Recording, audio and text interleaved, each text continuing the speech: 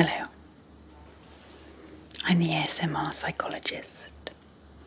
Welcome to my channel. Now,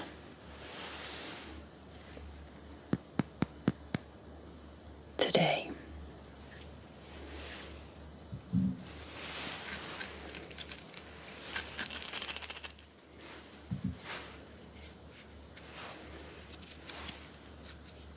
we're going to be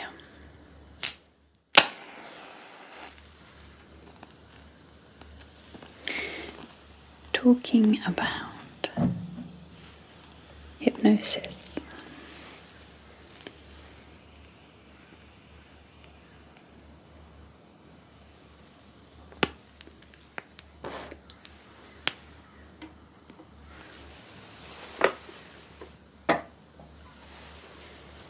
The science of hypnosis. So, how it works and why it works. Because I often think that the more we can understand about these strategies and techniques that we use to help us to make changes, the more effective they become. So you might notice at the beginning of most of my videos, hypnosis videos and my meditation videos, I ramble on a little bit about these techniques, just kind of helping over time, I hope, to build your knowledge and your understanding. I think it makes a difference. That's what I've noticed, that it makes a difference. So that's what we're going to do today. A little bit about the science of hypnosis. Now, if you like these types of videos, these psychology facts, I suppose, information, let me know by giving me an up thumb, so that I know to make more of them. And of course, if you're not already a member of my community, maybe consider subscribing and joining me. It would be nice to have you here. Okay, so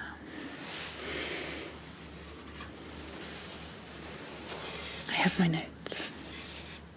There is quite a lot to tell you. So I didn't want to miss anything out.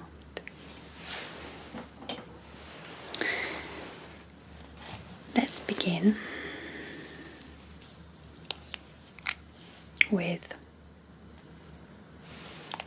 what hypnosis actually is. And interestingly, there's a little bit of disagreement about this. I mean, maybe that's not surprising. Not an enormous amount of research has been done in this area.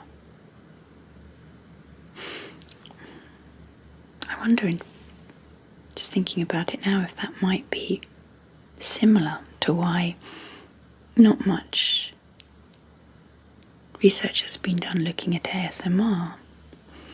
Because like ASMR, there is quite a recreational side to hypnosis, and I think sometimes that puts off serious academics and researchers. I don't know, it's just a hypothesis that popped into my head just then. Anyway, the general consensus about hypnosis is that it is a highly focused state of concentration where our peripheral awareness kind of diminishes. So if you listen to any of my hypnosis videos, I'll begin by giving you something to focus on, something visual. So it might be a swinging pocket watch or a spiral. Sometimes I've used the lava lamp. And the idea is that it draws your focus to that point so that everything else just moves to the edge of your conscious awareness. And the idea is this then heightens your suggestibility, shall we say. It's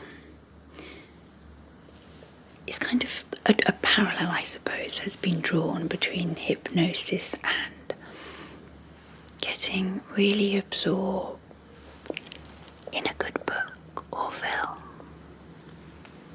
You know, when the outside world seems to fade away in that moment.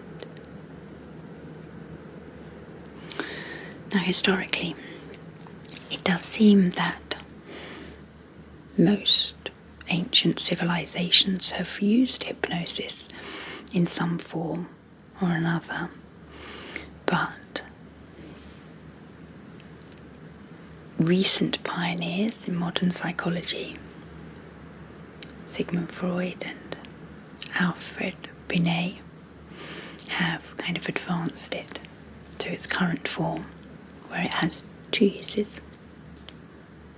The first, which is what we do together, is a suggestion therapy, where we use it to make changes in our perception, so the way we think about things, our feelings.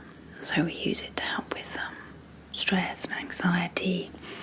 We can use it to help with pain, particularly migraine, and also we use it to change behaviours.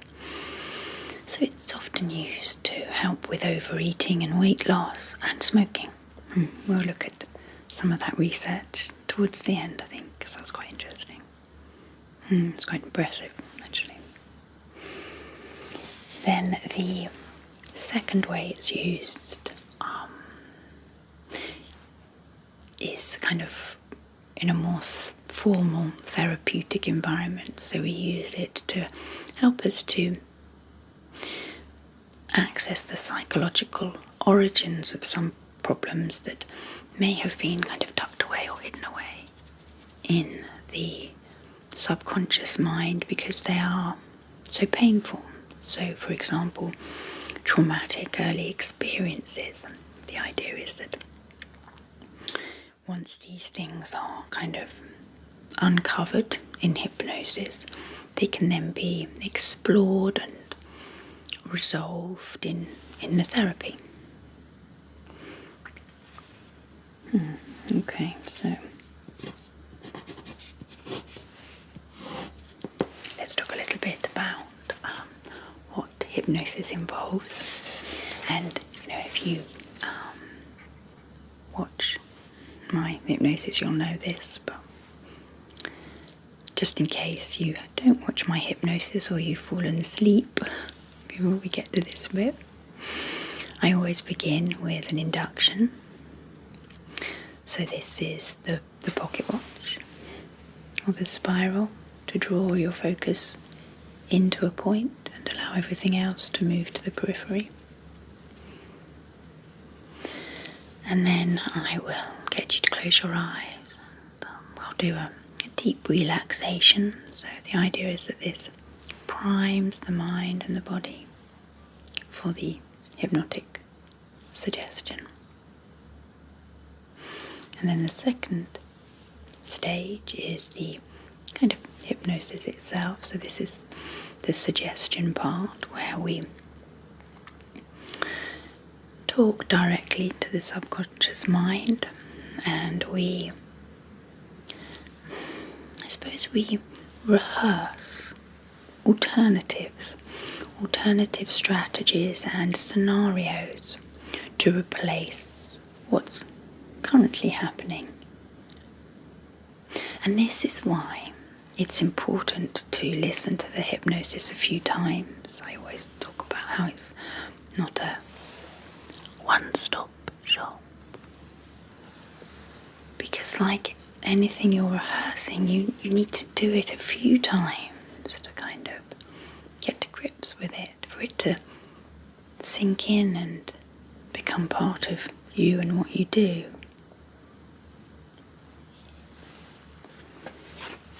Okay, so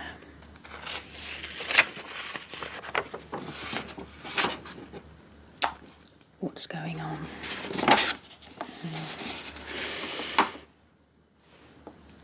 I suppose because there hasn't been much research, it's not crystal clear. So what I'm going to do is I'm going to kind of draw together what I know and tell you what I think is going on. So there's been quite an interesting piece of research that shows that hypnosis moderates activity in the default mode network. Now this is the part of the brain that is active when we are daydreaming, ruminating, thinking. So it could be the neurological base for the self, or the home of the ego, our conscious mind. So hypnosis subdues our conscious mind. Possibly, probably. And allows us to gain access to our subconscious mind, the part of our mind that is more open to suggestion and transformative messages. And of course, we talked about how it's used to reveal in analysis hidden memories, so this would make sense too, because this is where we think often sort of traumatic memories are hidden in our subconscious mind. Now, many people fear losing control during hypnosis, but actually the opposite is true. That heightened focus or concentration means you're actually more in control than you would normally be, and a hypnotherapist or hypnotist cannot actually get you to do anything you wouldn't normally do or you don't want to do. So this is why, when you see people being selected for hypnotic shows, the hypnotist gets very good at identifying the people that are, shall we say, more open to making a fool of themselves. I went to a hypnotist show once with an ex-boyfriend of mine, and he was selected, and I wasn't surprised that he was. Okay, now this is quite interesting. It's thought that we actually enter a state similar to hypnosis or that sort of hypnotic trance about twice a day without even realising it. So that's something to watch. Be quite interesting, I think. I always say the more we understand about our mind and how it works, the better position we are in to make changes on whatever it is. So maybe keep an eye on that. The other important thing that I want to mention, I have a lot of faith in hypnotherapy and I do use it a lot, but I don't believe it is a stand-alone therapy, and the research does support this. It's a companion to other change therapies. I think it goes very nicely with a talking therapy called cognitive behavioural therapy, or CBT, and that's when I tend to use it in my clinical practice. I use it when I may be doing CBT with somebody and they get stuck, and it does often help in those situations. And I guess it makes sense if you think about how hypnosis works. It is working with our subconscious mind. And I think if we are going to achieve sustainable change, comprehensive change, both parts of our minds need to be involved. So our subconscious mind and our conscious mind. And talking therapies engage our conscious mind. The other interesting thing, we're not all equally hypnotizable, and brain imaging research has shown that those that are more hypnotizable have a slightly different brain connectivity, but it is a continuum.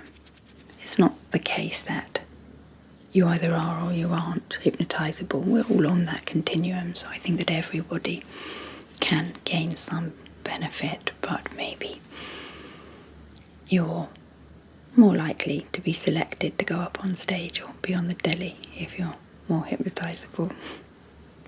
Okay, it will be more entertaining for people to watch. Okay. It's a little bit of research I want to share with you. It's quite interesting, just sort of demonstrating how effective hypnosis can be. It's used a lot with weight loss, and there's a study here that compares CBT, so that's the talking therapy I referred to a couple of minutes ago, with CBT and hypnosis. And what this study found, that after about 4 to 6 months, the people in the CBT and hypnosis group lost twice as much weight as the people in the CBT alone group. I think it was 20 pounds versus 10 pounds. And the people in the hypnosis group had no regain. You know, that's the mark of a successful weight intervention. I think sometimes it's easy-ish to lose weight, it's keeping it off that is the challenge. So it was very helpful. That's quite significant, those results. It's also been used to help with pain. There's research looking at how it's helpful in post-operative pain and labour and delivery. And it can enhance the effectiveness of drugs, for example, epidurals.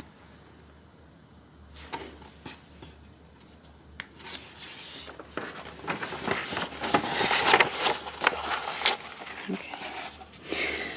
And then, this is always a popular one, it's used a lot to help people stop smoking. And there's a study in 2007 where 286 people were involved, and they were divided into 2 groups. A hypnosis group and standard behavioural change. And the results were pretty impressive. 20% of the people in the hypnosis group stopped smoking versus 14% in the kind of standard behavioural change. So I guess that's the advice you get when you go to see your doctor, to stop smoking. And the interesting thing is the success rates were higher if people had a history of depression, hinting at the idea that there might be some other benefits to hypnosis.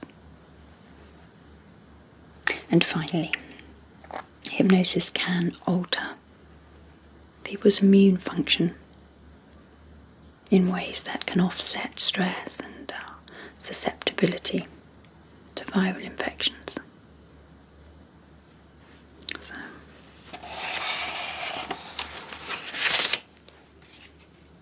I think it's a very useful technique. I think you could benefit from development. I mean, that's one of the reasons that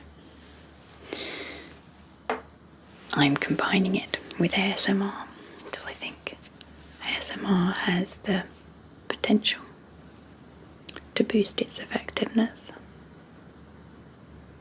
and maybe opening it up to more people. Okay. So I hope this was helpful, interesting, and of course enjoyable to listen to. If you are interested in some exclusive content, you can pop over and see me on Patreon, just here. But in the meantime, I hope you enjoy whatever it is you're doing next. Take care of yourself, and thank you for spending time with me today.